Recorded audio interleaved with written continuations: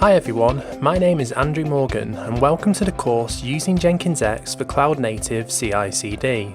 I'm an independent consultant specialising in microservices and continuous delivery. Jenkins X is an exciting new CI/CD technology designed for the cloud and completely independent of classic Jenkins. In this course, we're going to give a walkthrough of Jenkins X and its features with no prior experience required. Some of the major topics that we will cover include setting up Jenkins X using Terraform and Jenkins X boot, creating applications using quick starts and build packs, using GitOps to manage our environments, using ChatOps to orchestrate your pull requests, and creating Jenkins X pipelines. By the end of this course, you'll know the basics of Jenkins X and will be able to install it and then build and deploy your applications using it.